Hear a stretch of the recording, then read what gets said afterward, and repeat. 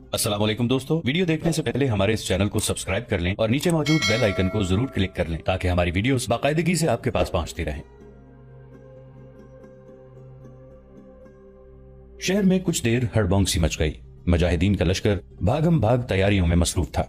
शहर के लोग अपना कीमती साजो सामान, सोना और अपनी नौजवान बेटियां इधर उधर छुपाने लगे। शाम तक मुजाहिदीन का लश्कर किले से निकल गया और दरियाए फुरात के किनारे कयाम पजीर हुआ। इस मकाम पर मरोहा था, वहां कश्तियों का पुल भी था। दुश्मन नहीं मानता था कि उन्होंने उसके मुल्क पर हमला किया था, बल्कि उसके दिल में पहले ही मुसलमानों के खिलाफ नफरत भरी हुई थी जिसे वो मजहब का रंग दिया करता था। जालिनूस, उसने रास्ते में ये अल्फाज कहे थे जो तारीख में महफूज हैं। मैं मलिक फारिस और रुस्तम के हुक्म से लड़ने नहीं आया, ये मेरी जाती लड़ाई है। मैंने उनके साथ खालिद बिन वलीद से जो शिकस्तें खाई हैं उनका इंतकाम उन मुसलमानों से लूंगा। इंतकाम तो मैंने भी लेना है, जालिनूस ने कहा। मैं उनके खून से फरात लाल कर दूंगा। फिर फारस की ये फौज मुसलमानों के बिलमुकाबिल दरिया के दूसरे किनारे पर पहुंच गई। सूरज गुरूब हो रहा था, इसीलिए उसी रोज लड़ाई शुरू नहीं हो सकती थी। अरबों ने हाथी नहीं देखा था। उन्होंने पहली बार हाथी देखे तो दरिया के किनारे खड़े होकर अंधेरा गहरा होने तक देखते रहे। रात को सालारों ने उन्हें बताया कि हाथियों का मुकाबला किस तरह करना है। हस्बे मामूल फारस की फौज की नफरी मुसलमानों की निस्बत 2.5-3 गुना ज्यादा थी। सवार दस्ते ज्यादा थे और हाथी एक इजाफी जंगी कुव्वत थे। रात गुजर गई। फजर की नमाज की इमामत अबू उबैद ने की और सूरह अनफाल की ये आयत पढ़कर मुख्तसर सा खुतबा दिया कि आज के दिन जिसने पीठ दिखाई बजूज इसके कि वो किसी मसलहत से पीछे हटा, उस पर अल्लाह का गजब नाजिल होगा और उसका ठिकाना दोज़ख होगा, जो बहुत बुरा ठिकाना है। फिर उन्होंने कहा कि आज बातिल की इस जंगी ताकत को तुमने हर मैदान में शिकस्त दी है। हर मैदान में उनकी तादाद तुमसे ज्यादा और कहीं बहुत ज्यादा रही है। अल्लाह ने तुम्हें हर मैदान में फतह अता फरमाई है, लेकिन अल्लाह अपने करम से उसी को नवाजता है जो उसकी राह में कुर्बानियां देते हैं। अब ऐसा ना हो कि हम शिकस्त की स्याही चेहरों पर मलकर मदीना जाएं। तुम्हारी अपनी बीवियां, अपनी बहनें और अपने बच्चे तुम्हारी सूरतें देखना गवारा नहीं करेंगे। इन हाथियों से ना डरना, इन चलती फिरती चट्टानों को उन्हीं के लहू में डुबो दो। सुबह की रोशनी जरा सफेद हुई तो दरिया के पार से फारसियों की ललकार सुनाई दे रही थी। अबू उबैद ने उस तरफ के किनारे पर खड़े होकर देखा। बहमन जादविया पुकार रहा था, क्या तुम दरिया पार करके इस तरफ आओगे या हम उधर आए? बहमन जादविया बुलंद आवाज से पूछ रहा था। अबू उबैद ने इस ख्याल से कोई जवाब न दिया कि अपने सालारों से मशवरा करके जवाब देंगे। तुम अरब के बद्दू इस तरफ आने की जुर्रत ही नहीं कर सकते, बहमन जादविया ने तंजिया लहजे में कहा। तुम्हारे चेहरे बता रहे हैं कि तुम इधर आने से डर रहे हो। जालिनूस ने ताना दिया, हम आ रहे हैं, हम आ रहे हैं, अबू उबैद ने कहा और दरिया के किनारे से हट आए। खुदा की कसम, अबू उबैद ने अपने सालारों से कहा, मैं ये ताना बर्दाश्त नहीं कर सकता कि हम इन आतिश परस्तों से डरते हैं जिन्हें हम हर लड़ाई में शिकस्त दे चुके हैं। कश्तियों का पुल मौजूद है, लश्कर दरिया के पार जाकर लड़ेगा। तारीख उम्र फारूक आजम में अबू उबैद के ये अल्फाज तहरीर हैं। आतिश परस्त मौत पर हमसे ज्यादा दलेर नहीं है, दरिया हम ही अबूर करेंगे। अबू उबैद, मुसन्ना बिन हारिसा ने कहा, खुदा की कसम मुझे यकीन नहीं आ रहा कि तुम लश्कर को दरिया के पार ले जाकर लड़ाओगे। तुम्हें यकीन क्यों नहीं आ रहा इब्ने हारिसा? अबू उबैद ने कहा, उन्होंने हमें ललकारा है, हम दरिया के पार जा रहे हैं। क्या तुम देख नहीं रहे कि उनकी तादाद कितनी ज्यादा है? मुसन्ना बिन हारिसा ने कहा, वो हाथी भी लाए हैं, उनकी तैयारी देखो। हमें दरिया के पार नहीं जाना, उन्हें ललकारो कि वो इधर आए। मर्रख, तिबरी और बलाजरी ने लिखा है कि अबू उबैद बहमन जादविया और जालिनूस की ताना आमेज ललकार पर इस कदर मुश्ताइल हो गए थे कि वो मुसन्ना बिन हारिसा की किसी बात और किसी दलील को कबूल ही नहीं कर रहे थे। और ये भी देख अबू उबैद, सालार सुलैत रज़ियल्लाहु अन्हु बिन कैस ने कहा, हमारी तादाद मुश्किल से 9,000 है और उनकी तादाद देखो 25,000 तो होगी। मैदान के ज्यादा हिस्से में तो उन्होंने अपनी फौज को फैला दिया है और हाथियों को उन्होंने कल्ब में रखा है। उन्होंने हमारे 9,000 मुजाहिदीन के लिए जो जगह छोड़ी है काफी नहीं। हमारे सवारों के लिए घोड़े घुमा फिरा कर लड़ने के लिए ये जगह नाकाफी है। पीछे दरिया है, दाएं बाएं की जमीन कटी फटी है, खड्ड भी हैं, हमें पार नहीं जाना चाहिए। खुदा की कसम, अबू उबैद ने कहा, यह हमारी बुजदिली होगी कि हम पार न जाएं। मैं तुम्हें फिर कहता हूँ, सुलैत रज़ियल्लाहु अन्हु बिन कैस ने जरा दुरुस्त लहजे में कहा, अपने इरादे से बाज आ जाओ, पछताओगे, तुम बुजदिल हो। अबू उबैद ने ज्यादा दुरुस्त लहजे में कहा, मैं अपनी जबान से नहीं फिरूंगा, मैंने उन्हें कह दिया कि हम आ रहे हैं। खुदा की कसम, सुलैत रज़ियल्लाहु अन्हु बिन कैस ने कहा, मैं तुमसे ज्यादा दलेर हूं, मैंने अपनी राय दी है, तुम्हें खतरों से खबरदार कर दिया है। तुम सिपा सालार और हमारे अमीर हो, तुम्हारी अतात हम पर फर्ज है, फिर तुम मेरा हुक्म मानो।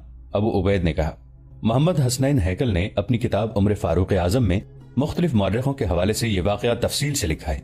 उसने लिखा है कि मुसन्ना बिन हारिसा पर खामोशी तारी हो गई।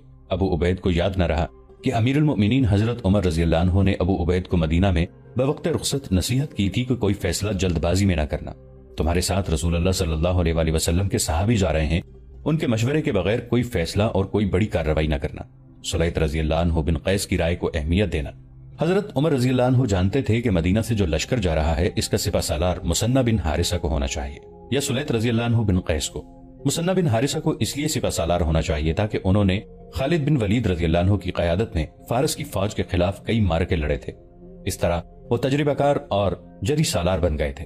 سلیط رضی اللہ عنہ بن قیس کو اس لیے سپہ سالار ہونا چاہیے تھا کہ وہ صحابی تھے اور انہوں نے رسول اللہ صلی اللہ علیہ وآلہ وسلم کی قیادت میں کئی جنگیں لڑی تھیں، لیکن حضرت عمر رضی اللہ عنہ نے ابو عبید کو سپہ سالاری کا عہدہ صرف اس لیے دیا تھا کہ حضرت عمر رضی اللہ عنہ کے کہنے کے باوجود کوئی ایک بھی آدمی عراق کے محاذ پر جانے کے لیے تیار نہیں ہوا تھا۔ مثنی بن حارثہ کمک لینے کے لیے مدینہ آئے ہوئے تھے۔ انہوں نے لوگوں کو ایسا اشتعال دلایا کہ ابو عبید سب سے پہلے اٹھے اور کہا کہ وہ عراق کے محاذ پر جائیں گے۔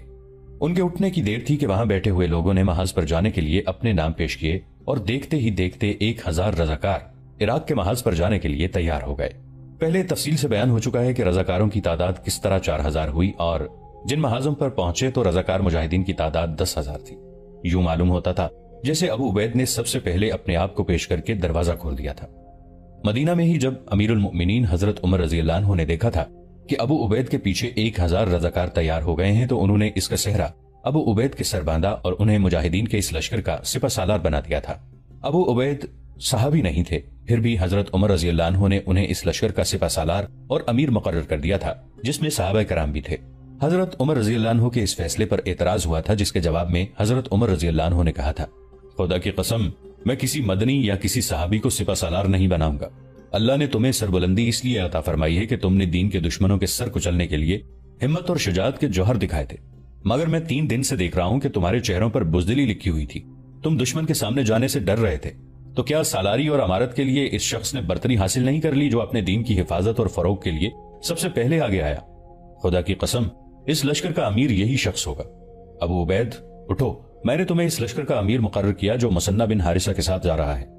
حضرت عمر رضی اللہ عنہ نے وہاں بیٹھے ہوئے 2 صحابہ کرام سعد رضی اللہ عنہ بن عبید اور سلیط رضی اللہ عنہ بن قیس سے کہا تھا، تم دونوں ابو عبید کے بعد بولے تھے کہ تم محاذ پر جاؤ گے، ابو عبید سے پہلے تم اٹھتے تو لشکر کے امیر تم ہوتے۔ پھر امیر المؤمنین حضرت عمر رضی اللہ عنہ نے ابو عبید کو واضح نصیحتیں کی اور ہدایت دی کہ جن کا لب لباب یہ تھا کہ انہیں جو رتبہ دیا گیا ہے اس کا غلط استعمال نہ کریں اور بغیر مشورے کے اپنا کوئی فیصلہ نہ ٹھونسیں، مگر ابو عبید امیر المؤمنین کی ہدایات کو ذہن سے صاف کر چکے تھے اور وہ اپنا ذاتی فیصلہ ٹھونس رہے تھے کہ ہم دریا کے پار جا کر لڑیں گے۔ مبصر لکھتے ہیں کہ مسلمان جو دیکھتے ہی دیکھتے آدھی دنیا پر چھا گئے تھے اور جنہوں نے قیصر روم اور کسرا فارس کی جنگی طاقت کو ریزہ ریزہ کر دیا تھا، وہ اس ڈسپلن کا کرشمہ تھا کہ مسلمان اپنے امیر کی اطاعت کو مذہبی فرض سمجھتے تھے۔ امیر آمر نہیں ہوتے تھے، ان کا کوئی فیصلہ اور کوئی حکم ذاتی نوعیت کا نہیں ہوتا تھا۔ مثنی بن حارثہ، سلیط رضی اللہ عنہ بن قیس اور سعد رضی اللہ عنہ بن عبید نے ابو عبید کے فیصلے سے اختلاف کے باوجود ان کے حکم کی تعمیل کی اور اپنے اپنے دستوں کو کشتیوں کے پل سے دریا پار کرنے کا حکم دے دیا۔ علامہ شبلی نعمانی اور محمد حسنین ہیکل کچھ حوالے دے کر لکھتے ہیں کہ جس نے سب سے پہلے دریا عبور کیا وہ سلیط رضی اللہ عنہ بن قیس تھے۔ فارس کا لشکر جنگ کی ترتیب میں کھڑا تھا جیسے وہ کوئی حرکت کرے گا ہی نہیں، خاموش اور پرسکون۔ مجاہدین اپنے دشمن کو چپ چاپ کھڑا دیکھ کر کشتیوں کے پل سے دریا پار کرتے ہوئے آ گئے۔ انہیں اطمینان تھا کہ وہ دریا پار کر کے جنگی ترتیب میں آ جائیں گے تو لڑائی شروع ہوگی۔ یہ توقع بھی تھی کہ اس دور کے رواج کے مطابق ایک طرف کا سالار یا کوئی اور آدمی دوسری طرف کی فوج کو للکارے گا کہ اپنا کوئی آدمی انفرادی مارکے کے لیے نکالو، پھر اس مارکے کی ہار جیت کے بعد فوجوں کی جنگ شروع ہوگی۔ ابو عبید نے اپنے سالاروں کو بتا دیا تھا کہ کون کس پوزیشن میں ہوگا۔ انہوں نے اپنے لشکر کو میمنہ، میسرہ، قلب اور محفوظہ میں تقسیم کر دیا تھا۔ مجاہدین کے لشکر نے اس ترتیب کے مطابق دشمن کے سامنے جا کر کھڑا ہونا تھا۔ لشکر کشتیوں کے پل سے گزر گیا، آخری 2-4 مجاہدین بھی اس سرے پر پہنچ گئے۔ لشکر کے مختلف حصے ابھی اپنی اپنی جگہ پر پہنچے بھی نہیں تھے کہ بہمن جادویہ کے سوار دستوں نے دائیں اور بائیں سے حملہ کر دیا۔ ابو عبید کے لشکر کو سنبھلنے کا موقع ہی نہ ملا۔ مجاہدین اس اچانک اور غیر متوقع حملے کے لیے تیار ہی نہیں تھے۔ یہی دشمن کی چال تھی۔ ابو عبید بہمن جادویہ کے جال میں آ گئے تھے۔ مجاہدین ابھی ترتیب میں نہیں آئے تھے۔ فارسیوں کے اچانک حملے سے مجاہدین بے ترتیب ہجوم بن کے رہ گئے۔ فارسیوں کے نعرے، کاٹ دو ان عربیوں کو، فتح اجمیوں کی ہے، گھوڑے تلے کچل دو، فرات کو ان کے خون سے لال کر دو، پکارو اپنے اللہ اور اپنے رسول کو، بڑے ہی غسیلے اور تنزیہ نعرے تھے۔ ان میں کچھ نعرے بڑے توہین آمیز اور اشتعال انگیز تھے۔ ان نعروں نے مسلمانوں کی غیرت و حمیت کی کوئی ڈھکی چھپی رگ بیدار کر دی۔ حنیفہ دینیوی نے لکھا ہے کہ कि ये लड़ाई माह रमजान 13 हिजरी में लड़ी गई। लड़ाई की सूरत एक तरफा थी। मैदान आतिश परस्तों के हाथ में था और 25,000 के लगभग नफरी की फौज में 9,000 मुसलमान अपनी जाने बचाने के सिवा कुछ भी नहीं कर सकते थे। लेकिन तौहीन आमेज नारों ने उनकी रूहानी कुव्वतें बेदार कर दी और वो ऐसे जोश और ऐसे हैरान कुन जज्बे से लड़ने लगे कि उनके कदम जम गए। उन्होंने जवाबी नारे लगाने शुरू कर दिए। आग के पुजारी किसी मैदान में नहीं ठहर सकते, यहां भी नहीं ठहरेंगे। ये भिखारियों की फौज है, ये किराए के फौजी हैं, ये एक औरत की रियाया है। नाराए तकबीर, अल्लाह अकबर। इन नारों का फायदा खुद मुजाहिदीन को यूं हुआ कि हर मुजाहिद को पता चल गया कि उसके साथी जिंदा व बेदार हैं और उनका जज्बा कायम है। फारसियों को एहसास हो गया कि इन मुसलमानों के जज्बे को मारना आसान काम नहीं। मुजाहिदीन के लिए ये जिंदगी और मौत का मारका था।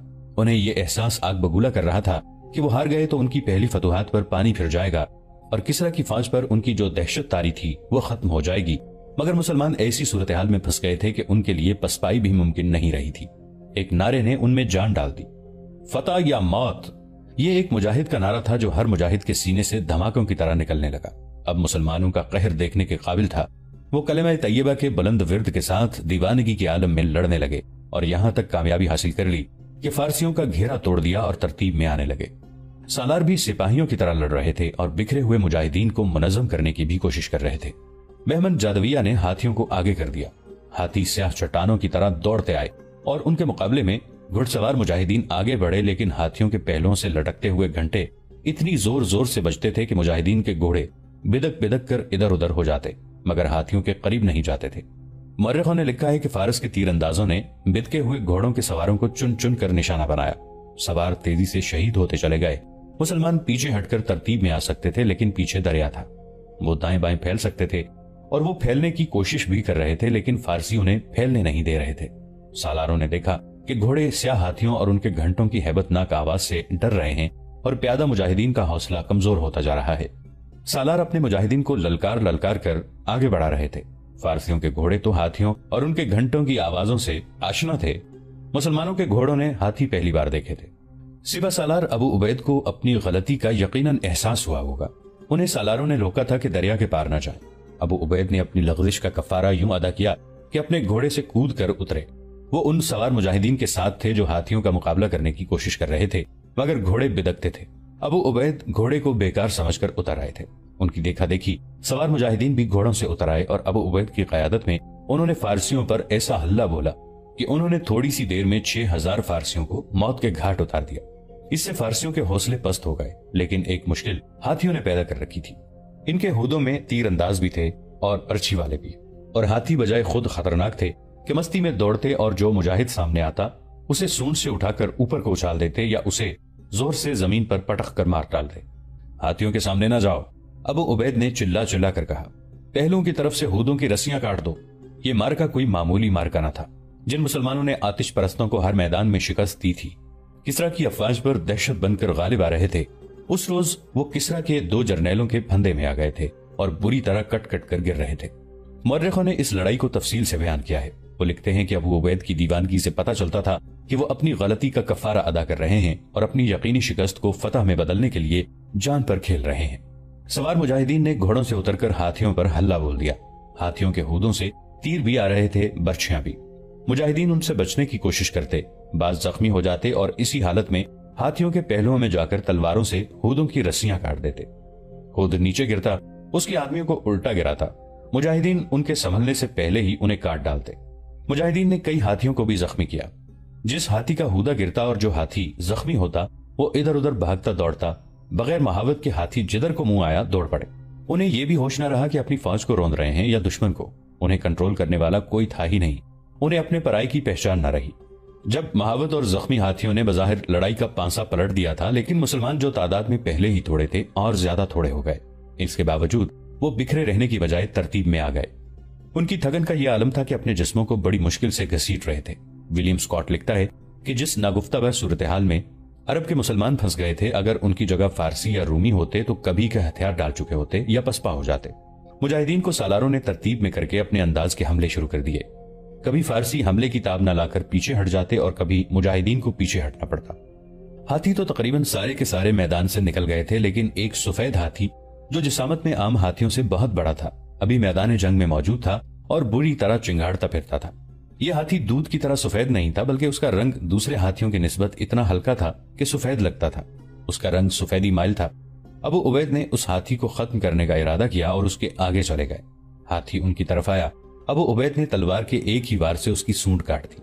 हाथी भागा नहीं, वो अबू उबैद की तरफ कहरो गजब से बढ़ा, उन्हें टक्कर मारकर गिराया और अपना एक पांव अबू उबैद के ऊपर रखकर उन्हें कुचल दिया। सिपह सालार अबू उबैद शहीद हो गए। मोहम्मद हुसैन हैकल और अल्लामा शिबली नोमानी ने तिबरी, बलाजरी और दीगर मुस्तनद मौर्रिखों के हवाले से लिखा है कि अबू उबैद की तलवार का वार इतना जोरदार था कि सफेद हाथी की सूंड मस्तक से साफ कट गई थी। एक यूरोपी मौर्रिख लिखता है कि सूंड पूरी नहीं कटी थी, क्योंकि इस हाथी की जसामत ऐसी कवी हैकल थी कि सूंड एक बार से कट ही नहीं सकती थी।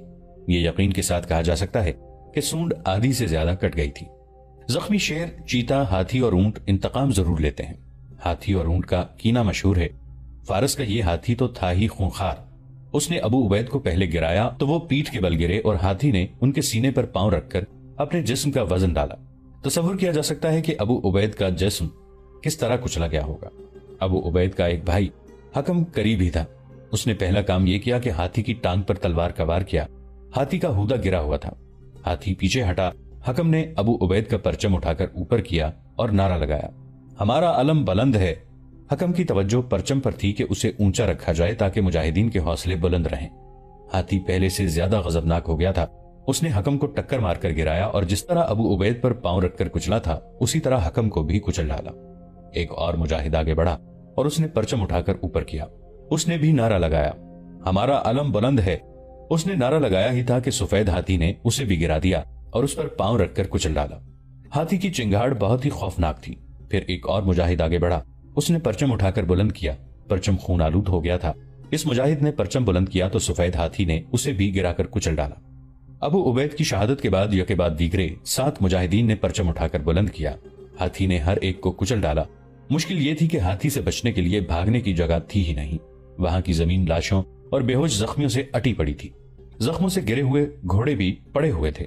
ये 7 मुजाहिदीन जिन्हें अबू उबैद के बाद हाथी ने कुचला था, अबू उबैद के हम नसब और हम कबीला थे, बल्कि अबू उबैद के ही खानदान बनो सकीफ के थे। अबू उबैद की बीवी दूमा का वो ख्वाब पूरा हो चुका था जिसमें उसने देखा था कि आसमान से एक आदमी हाथ में शराब तहूर लिए हुए उतरा। अबू उबैद और चंद और अहले सकीफ ने सुराही से शराब तहूर पी। दूमा ने ये ख्वाब अपने शौहर अबू उबैद को सुनाया तो उन्होंने कहा था कि ये शहादत का इशारा है। दूमा ने ख्वाब में अबू उबैद के साथ उन्हीं 7 आदमियों को शराब तहूर पीते हुए देखा था। मुसन्ना बिन हारिसा कुछ दूर थे। उन्होंने देखा कि अपना परचम उठता और गिरता है तो दौड़े आए और परचम उठाकर एक मुजाहिद को दिया और वहां से दूर चले गए। दोस्तों, आज के लिए इतना ही। इसी कहानी की अगली किस्त के साथ बहुत जल्द हाजिर होंगे। नीचे कमेंट सेक्शन में अपनी राय का इजहार जरूर कीजिएगा। हमारे इस चैनल को सब्सक्राइब करके नीचे मौजूद बेल आइकन को भी जरूर क्लिक कीजिएगा। अगली मुलाकात तक के लिए हमारा और आपका अल्लाह निगहबान।